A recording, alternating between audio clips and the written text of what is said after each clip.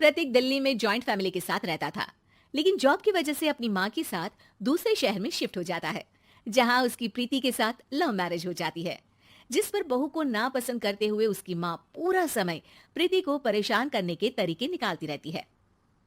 प्रीति, कहाँ हो? सुबह का नाश्ता दोपहर में खिलाओगी क्या? इसमें प्रीति और प्रतीक ऑफिस जाने के लिए तैयार हुए कमरे से बाहर आते हैं, जिसे देख सास प्रीति पर भड़कने लगती है। महारानी, तुम सुबह सुबह तैयार होकर घर का सारा काम छोड़कर कहाँ चल दी? जी वो ऑफिस। हैं? तुम ऑफिस से जाओगी तो घर में जो सफाई, नाश्ता, खाने का काम है वो क्या मैं करूंगी? माँ, मैंने उससे वादा किया था कि वो जॉब कंटिन्यू कर सकती है। अरे वाह जी वाह, दोनों आपस में सलाह कर फैसले ले लिए। मैं क्या यहाँ बेवकूफ बैठी हूँ? मुझसे पूछना किसी ने जरूरी नहीं समझा? मम्मी, आप फिक्र ना करें, मैं आज ही रेजिग्नेशन दे दूंगी। प्रीति ऑफिस के लिए चली जाती है और अगले दिन से जॉब छोड़ घर के कामों में लग जाती है, लेकिन साथ ही उदास भी रहने लगती है, जिसे देख प्रतीक को अच्छा नहीं लगता।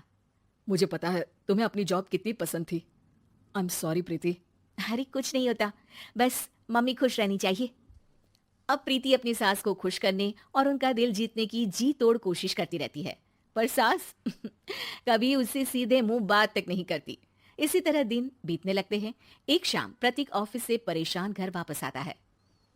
माँ, चाची का फोन आया था, दादी की तबीयत बहुत खराब है, हमें दिल्ली जाना होगा। पति की बात सुन प्रीति तो पैकिंग शुरू भी कर देती है, पर माँ वहीं बूत बनी खड़ी रह जाती है। लगता है मम्मी अपनी सास से बहुत प्यार करती हैं, तभी उनकी बीमार होने की खबर सुन शॉक में आ गई। ये प्यार नहीं, परेशानी है। तुम तो ऐसे सोचो कि अब से जब तक दिल्ली में हो तुम्हारे अच्छे दिन शुरू। अच्छा, ऐसा क्या है दिल्ली में? वो तुम्हें कुछ ही घंटों में पता चल जाएगा। सास के रिएक्शन और पति की बात से कंफ्यूज्ड प्रीति दोबारा पैकिंग में लग जाती है, जिसके बाद कुछ घंटों का सफर तय कर तीनों दिल्ली पहुंच जाते हैं, जहां घर के अंदर पहुंचते ही लोगों की भीड़ देख प्रीति परेशान हो जाती है। हे भगवान, इतनी भीड़! प्रतीक, कहीं तुम्हारी दादी को कुछ हो तो नहीं गया ना? पागल, ये भीड़ नहीं, मेरा परिवार है। क्या? इसे तुम परिवार कहते हो? अरे इसे तो जिला घोषित कर देना चाहिए। तुम्हारा परिवार का तो अपना पर्सनल बिग बॉस बन सकता है। हैरान परेशान प्रीति परिवार वाले सदमे से बाहर निकली भी नहीं होती कि सिर पर पल्ला रखे शांत तरीके से सबके साथ बात करते हुए अपनी सास को देख उसे दूसरा सदमा लग जाता है। हाय राम, ये मम्मी का ऐसा भी कोई रूप है? ये तो मुझे पता ही नहीं था। ये तुम्हारी सास का ससुराल है। तभी प्रतीक की बहन बोल पड़ती है, यहाँ आपको ऐसी ऐसी चीजें देखने मिलेंगी जो सपने में भी सोची नहीं होंगी। हाँ, ये कुछ दिन तो बहुत इंटरेस्टिंग लग रहा है। सब एक साथ दादी के कमरे में जाते हैं, जहाँ पहुंचते ही उसे दादी की आवाज सुनाई देती है। क्यों रे, सास से मिलने की फुर्सत मिल गई? दूसरे शहर जाकर छूट क्या मिली? तुम तो भटकता पंछी बन गई। इतने समय में ये तक नहीं पूछा कि जिंदा भी हूं या मर गई। प्रीति की सास अपनी सास के पैर छूती है। अरे कैसी बात कर रही है मम्मी, आपको तो मेरी उम्र भी लग जाए।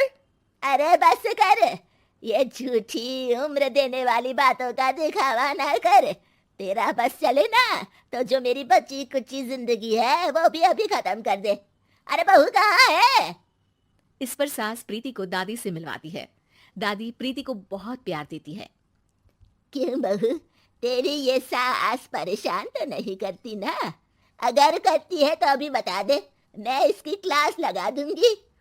अरे कैसी बात कर रही है माँ जी, भला मैं क्यों किसी को परेशान करूंगी।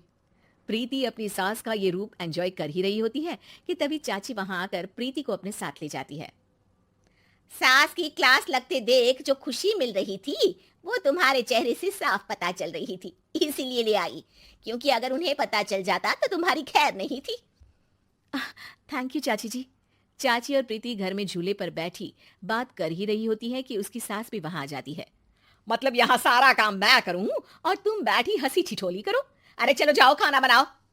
सास प्रीति को डांट कर काम करने भेज देती है, जिसे दादी देख लेती है और एक बार फिर सासू माँ की क्लास लग जाती है, जिसे पूरा परिवार मजे से खड़ा होकर देखने लगता है। क्यों रे, मैंने तुझे काम बोला और तू उस बच्ची को परेशान कर रही है। सास की कोई इज्जत रह गई है इस घर में या नहीं? यहाँ खुद की सास होते हुए भी ज्यादा बड़ी बन रही है। अब नहीं मम्मी जी, मैं तो बस थोड़ी मदद के लिए बोल रही थी। सास रसोई में जाकर काम करने लगती है और दादी प्रीति को लेकर वहां से चली जाती हैं। इसी तरह एक हफ्ता बीत जाता है जिसमें दादी अपनी बहू को डर, इज्जत और प्यार का फर्क समझाती रहती है और प्रीति उसका मजा लेती है।